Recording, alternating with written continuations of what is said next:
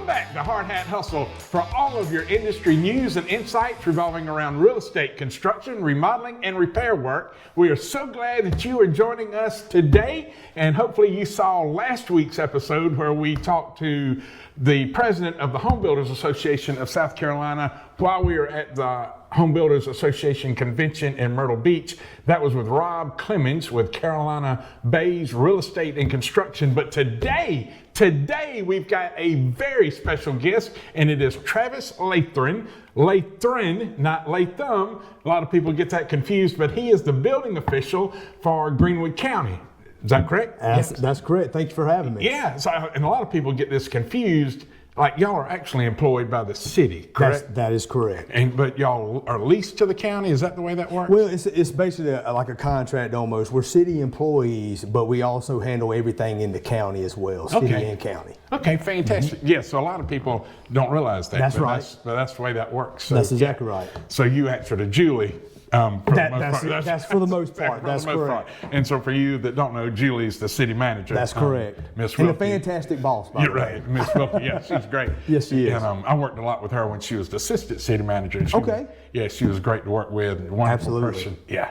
But yeah, she's really great. So Travis, tell us a little bit about yourself. Are you from Greenwood? Well, my family is. My mom grew up here. My dad grew up here, and you know, my mom remarried when my father passed away when I was very young, and I actually grew up in Pickens, South Carolina. In Clemson territory. In Clemson territory, which was hard for me for the simple fact that I'm a big Gamecock fan. Oh, goodness. Well, we won't hold that against you. Well, I appreciate that. Not today. Right, I appreciate that. But yeah, big Gamecock fan. I had a lot of friends. All my best friends were Clemson, so they rode me pretty hard, but not too hard. We're still friends. Well, that's good. Yeah. Grew up in Pickens, and that's where my wife's from. We've been married 24 years. My high school sweetheart. We have two sons, which both of them are grown. My oldest son, Austin, he is actually the city project manager for City of Greenwood. Oh, really? Okay. He actually went to Lander and graduated with Lander for political science, and he's working on his master's now. And matter of fact, he just got married the 1st of October. Oh, how about that? So my youngest son, you know, he's out of high school trying to still figure some things out, which I was the same way. School really wasn't for him, but I said, hey, you know, try some things out, and you know, you'll figure it out. But yeah, that's my family. Well, what about that? So your youngest son, what is he trying out right now? Does he like the construction industry, or is he like other things? Well, here's the thing. I've really tried to push him to get in a trade.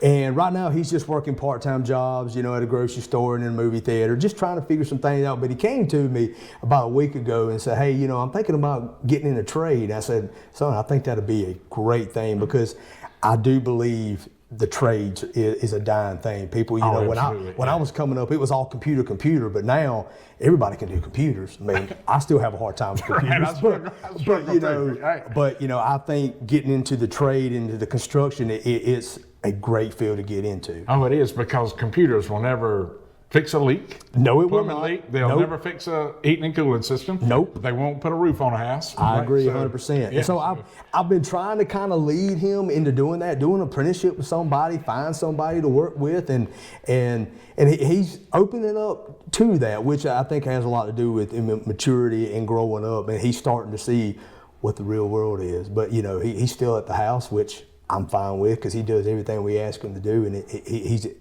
I shouldn't call him a kid, but he's still a good kid. Right. Regardless how old it don't matter how old they are, he's still my kids. Right. And he's figuring it out, and I think, you know, he'll come up with something. Well, that's great. Well, we wish him the very best. Yeah, well, both thank you of very them. much. Yeah, thank you very much. So how long have you been back in Greenwood? I've been back in Greenwood for almost 22 years. Oh, wow. All right, so kind of give you a little background with me. I actually, before I got into the building side of things, I was a fireman. I started a fireman in Liberty Fire Department, right inside, you know, Pickens County. That's where my oldest son lives, is downtown Liberty. Okay. Yeah. Well, you know, and the station's right there, and I got into the fire service, and it kind of fell in my lap, and I really enjoyed it, and I always wanted to be back in Greenwood because all my family was here. Now, my wife was really not thrilled about it because her family was up here, but there was an opportunity down here at the fire department, the Greenwood City Fire Department, and I said, you know what, you know, I think I want to do that. And I came down here and applied, and became a firefighter and worked my way up from all the way from a firefighter all the way to the assistant fire chief to fire marshal. Okay, so you were a fire marshal. I was a fire marshal, and being in the fire marshal, I started working with previous building officials, reviewing plans, doing commercial instructions, and inspections and residential stuff, and it really piqued my interest, and I really enjoyed it, and I started dabbing in getting certified and stuff to be a certified building official. Well, June of last year, all of a sudden I was already working on that, and the position came open. I'm like, holy cow, here's my opportunity. Right, absolutely. And I put in for it, and they gave me this great opportunity to be the building official for the city and for Greenwood County. Well, that's and got all my certifications, certified building official, and it's been a work in progress. We're a lot of stuff you have to learn, but I really enjoy it. I've met some good people like yourself. Well, that depends. Depends on what day of the week it is and what time it is. Well, so far it's been pleasurable, so I appreciate it. But yeah, I mean, it's had its things here and there, but I've actually enjoyed it. I really have. That is great. So how long did it take you to kind of get your certifications? I've never looked into it. I don't know. So, the state of South Carolina, LLR, requires you to have 3 tests taken to get your certification within a 3-year process. I actually was able to complete mine in 4 months. Oh, fantastic. Because, I've got all my fire plans. I've had my fire plans examiner, my fire inspector 1, fire inspector 2, and I went ahead and purchased all the materials to get prepared to actually be the certified fire marshal national.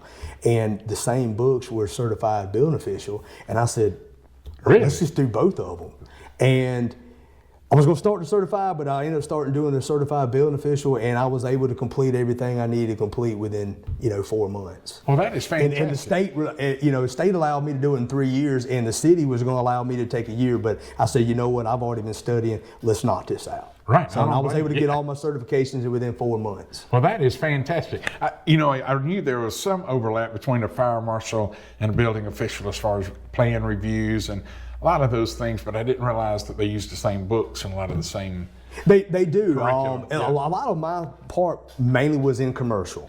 The commercial side of things is where I was mainly involved. I didn't really get into the residential stuff until I actually became the building official, where I had to dig deep, learn the codes that the South Carolina has modified from the ICC codes. Right. But my more expertise was on the commercial side, which I will always say, you're always learning something. You can't remember all these codes. That's why they call it references, so you can reference back to them and say, yeah, that this is the way it's supposed to be. But yes, sir. Well, that is great. Well, so being fire marshal gave you a lot of experience. It did. It did. Been able to carry over. Because I was wondering, when you said you were a fire marshal, like how did that really prepare you to be the building official? Yeah, I mean, part of the fire marshal was reviewing structural plans, because when you're getting your certification in fire marshal, you also have to be in the building code. You're learning the structural components of it, of what fire rated stuff you need to be, what you need a sprinkler and all that. So I was already in it, and I really enjoyed it. And I was never a book person, but the older I got, that's 2 of us. I mean, I'll be honest. When I was in school, I hated it. I didn't want to learn, and I never knew that I'd have to keep on going to school and taking tests. But the older I got, the more I enjoyed it. And I actually enjoyed the building construction of things and being a part of that. It's a lot of fun. The trades are just a lot of fun. And you meet some very good, unique people. And I mean that as a good thing. Right, yeah. But you get to meet people. And I like to say I'm a people person. Yeah. And you've been a people person. Yeah, you've been. Well, I appreciate that. Very responsive, and never shied away from anything. So yes, sir. You're very personable. So that's great. Yeah, so anyway, let's talk a little bit about the inspection process. The permitting process, and then we'll look into the inspection process. What all that takes. So, if somebody's wanting to build a house or remodel their house, or even, I guess, maybe purchase a mobile home and have it set up. I know those are kind of 2 different beasts, but right. Walk us through kind of like just the basic permitting process. Yeah, so we'll start off with a very brand new construction. Right now we have in process where, a brand new construction for a residential house, you fill out all the plan review process, you submit your plans, which is 2 sets, which is one for me to make my notes and one that goes to the tax assessor's office. And once it gets on my table, residential is a lot quicker to go through and do plan review than it is commercial, because you're talking about more entities. But the plans come into me, I start reviewing them, I make my remarks, and they're usually the turnaround for them processes within 5 to 7 days. Okay. So those are a lot quicker. They come in, we're able to go through, we make our little notes on them, and then we stamp it that, it's approved by noted, or it's approved because everything is good. And then I hand it back to our permit techs, which is, right now it's Jennifer Tumblin. Yeah. I don't know if you know Miss Catch. Yeah. She retired. Yeah, Thursday was her last day. So we just hired her name is Maisha. She started Monday. Oh, I think she's going to be fantastic. And we hand them back to Miss Connie. We hand them back to them, and then they get back in touch with the contractor and say, hey, your plans have been approved. Please come on up here, pay for the permits, and then you're ready to go from there. Oh, good. So at what stages do they get inspections? So they've got the plan back, they've started working on their house.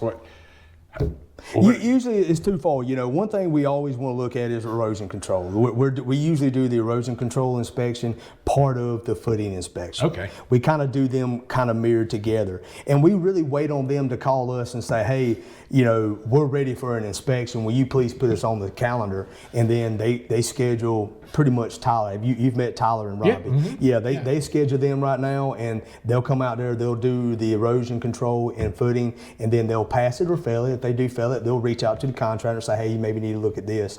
And then once it's done, then we just wait on the contractor to reach back out to us and say, hey, we're ready for, under slab plumbing or whatever their next phase are. Right.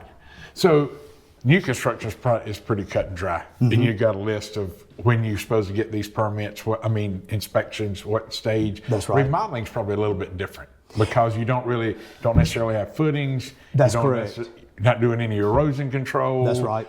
And some things, when you're talking about remodeling, don't really require permits. So correct. So what are those things where in the remodeling side, you don't need a permit? Well, so remember, like painting, you don't require a permit for painting. Redoing cabinets don't require that. But if you're putting up new walls, new framing, new electrical, those are the types of stuff that require us to come in to make sure that is done correctly. But you're right, not everything is required. New flooring is not required. But we do need to make sure all the framing is correct, make sure all the electrical wiring is correct, any kind of new plumbing that is being issued, being renewed or whatever, right, replaced, we'll take care of that. So when you mentioned that about cabinets, but if somebody's taking down all of their cabinets, maybe reconfiguring a little bit and putting new cabinets back up, that involves electrical, plumbing, that sort of stuff. Because we're going to have to look what's behind that or what they're adding on. We'll have to do that. But if anybody's just refurbing cabinets or just taking them down, redoing what they knew and putting them back up, you don't need any kind of permit. If they're taking the doors down or refacing them, that's don't need any permits on that, no sir. But when it comes to a bathroom, we start taking out tubs and toilets, all absolutely. That's when we get involved and we go through the phase. And sometimes you can do multiple inspections at one. We do rough ends. You can do a rough end framing, also the plumbing and the electrical all at one time. Okay. So it kind of helps the contractor, but also helps us instead of us coming out there multiple times and you calling us multiple times, say, hey, I'm ready for this, this, and this, and then you could be there, Monday, Tuesday, Wednesday, where we can take care of it all. Same thing with new construction. So correct. When you get to the rough end, if a homeowner's doing their own work or doing their own thing, once the framing's done, they can go and get their rough end electrical, plumbing. That's exactly right. All that will go, because we'll come out there, we'll look at the framing, we'll look at the electrical, the plumbing, all that at the same time. Oh, that's great. That's good to know. And it's good to know that you don't need a permit for everything that you do. That's exactly right. Because a lot of people get confused. They do. Yeah. They do. Yeah. And then the ladies up front or myself would, if anybody here has a question, we'll definitely tell them, no, you don't need a permit for that. They can always call our office and we will lead them in the right direction. So it's just easy to pick up the phone and call them, and the number's 942-8430. 8424, right? That's exactly right. So it's easy to call them. Now, if you get a business and it goes to voice, it's probably on the phone. Leave a message that they will call you back. It might not be right then, but they will definitely give you a call back to answer all the questions. And sometimes they forward them to me because they're questions that I need to answer. So, but yeah, you feel free to give us a call. So anything structural, roofing, I assume, needs a permit, like for shingles needs Correct. a permit.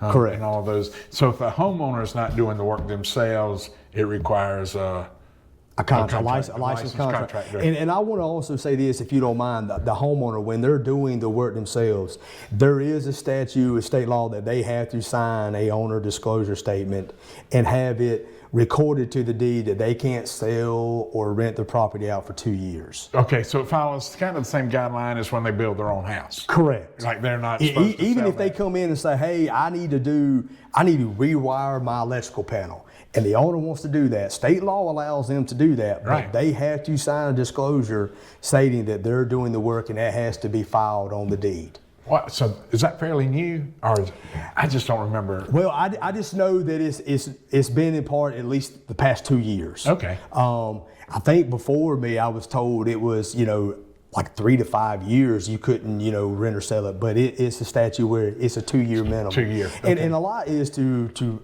protect the consumer. Right. And I'm not against any flippers or anything like that, but there are people that are not licensed to do work, and when people buy something, they find out there's some issues, and there's nobody to go back to say, hey, you did my work, I need you to come and fix it. Right.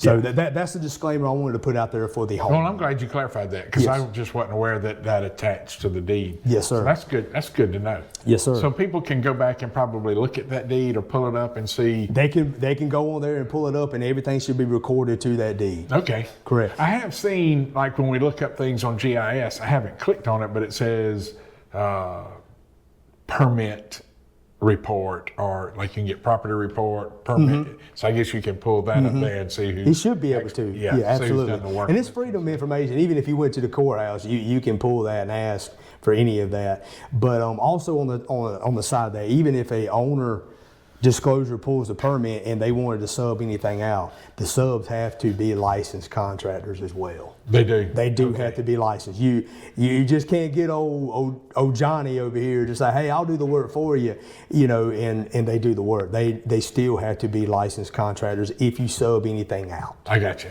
So that's good to know. So if my wife wanted to do the work on our house, Yeah. she would have to get somebody licensed if she chose not to use me. That's exactly right. That's exactly right. Good luck to you. Good luck to you. Because my wife threatens me all the time. I'm going to call so-and-so to come get. Because I don't. Oh, yeah, I I do get it all day long, and That's I don't want to do it at exactly home. right. So, That's right. yeah. But good luck to you. Yeah, that's right. Good luck to you. That's exactly right.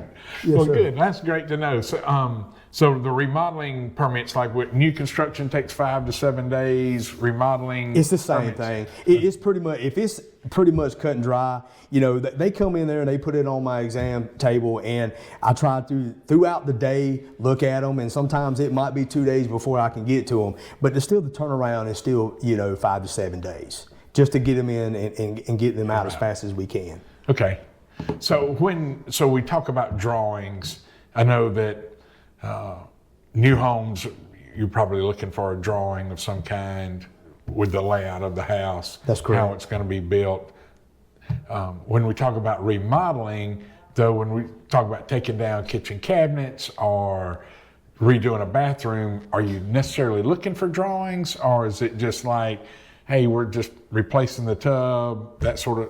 Hey, that kind of stuff, I'm not really looking for plans. That could be pretty much, hey, I'm doing a building permit, I am changing out a tub, I'm changing the wall out. That should be an easy process where I don't really need to stamp that. That should be come in or go online, put it out, and then the ladies will get it and issue the permit after they do the review process. It's not, now if you're going in, you're taking a carport and you're closing everything in, I need to see how you're planning on doing that. Kind of give me a general layout of how you're going to do it, and then you don't have to go through the code and show me every wire and all that. I'll just, I'll put notes on there, make sure you follow the 2021 IRC South Carolina modifications. And when we come out and do the inspection, that's what we'll follow. And we'll just say, hey, do this, this, and this. Well, fantastic. Oh, that's good to know. Yeah, So that's absolutely. great. I had another question. It was on the top of my mind, and it slipped my mind. But let's talk about mobile homes for just a minute. Yeah. I know that's a little bit different beast, but It definitely is a different beast in Is the itself. process kind of the same thing? Well, with mobile homes, with setups, you have to be a licensed mobile home installer with LLR. Okay. To do any kind of, you have to be licensed to even move it. You have to be licensed to even set it up. Now, if you're licensed to do a setup, you're licensed to do all trades on the mobile home. Okay. Because you're actually a manufacturer licensed contractor that you can do. So that's a completely separate license. It's a totally separate. With LLR. That's correct. One thing I learned when I came in is that if somebody does already have a mobile home and they're adding any additions, technically, you have to have a licensed mobile home contractor to do any of the work. Really? If it's going to be attached to it. Now, if it's going to be its own self structure that's not attached to it, yes, you can be a regular general contractor or residential. But any kind of structure where you have ledger boards that is actually attaching to that pre-engineered structure, you have to be a licensed manufactured contractor to do that type of work. Wow, that's something I didn't know that until I got in, and when I went to a class or a conference and LLR was there, they threw that on us, and I was like, holy cow, I'm glad I know. Right. Now, I mean, people that already pull permits, I would let them finish their job and do, but we had to kind of enforce where if you're doing any attachment or adding to the structure and it's not self-supported by itself, then you have to be a licensed manufacturer, because that is a pre-engineered structure that you're going to, being attached to.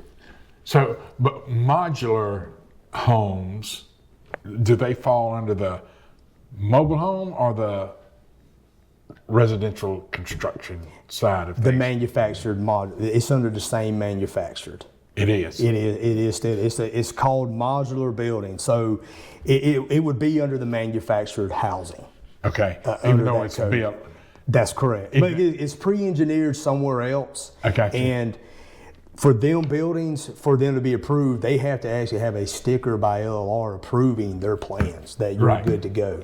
And once we get that approval, they're able to move on in and do what they need to do. But any kind of construction with them, yes, it's still as the manufactured housing. Okay. Well, that's good to know. A lot of different things. It is a lot of different things. I started diving in and I was like, oh wow, I'm being overwhelmed. How do you do this? But yeah, I mean, it's been very eye-opening for me as well, learning all these statutes and everything with the state. Well, that's great. Yeah, so you said earlier you learn something new every day, and we learn something new every day in the trades. I mean, it's like things change, codes change. We learn something new about mobile homes that we didn't know about before. That's right. So yeah, so that kind of restricts us a little bit. But it's all for the good, right? I mean, it really is. And so sometimes we complain about, oh, we got to do this now, we got to jump through that hoop, but really it's for the safety of the consumer and the general public. Absolutely. It really is. And that's what it all, and usually, even coming from the fire service, anytime codes change, it's because something bad has happened. And it is sad to say that something bad has to happen to learn, but usually that's when codes change. Right. Is when something bad happens. And now, there's been plenty of times where codes were adopted and then the following cycle they were like, yeah, that was a bad idea. Let's take that out. I mean, that's too confusing. That's my world. I got more bad ideas than good ones. So, I mean, but that happens in code cycles. It was in this code, it wasn't in this code, then they brought it back and then they might take it out, and that's why like my staff has to continuously always go to training to make sure we're on top of things and on the code. So when we're talking to contractors like yourself, we're making sure we're telling you the correct information. Right. Now, sometimes we talk and we're like, and you come out, well, you told me this, yeah, my bad. We are human, and the human factor, but our main purpose is to lead you in the right way. Right. Yeah, and so and then it's good, as hard and as good as builders try to do things, we overlook things sometimes. We're all human. Right. And it's good to have those inspectors come behind us and go, hey, you missed that. You missed that truss bracket or whatever it was. That's exactly right. Well, and I even tell my inspectors, I can have one go in front of me and I can go right behind them and say, you missed this. Yeah. We're all human, and the human factor you can't take out. But we need to make sure we always look at the main structural part that everything's important, but the real key issues. But yeah, human factor is always going to be in there. Well, fantastic. So you've been in this position for a year? and a few August months? of 23 is when I took over the position. Okay, so just Yep. a little over a Just year. a little year over and a a couple of months. So, well, that is great. And, Yeah. So, Travis, is there anything you want to add as we begin to wrap things up?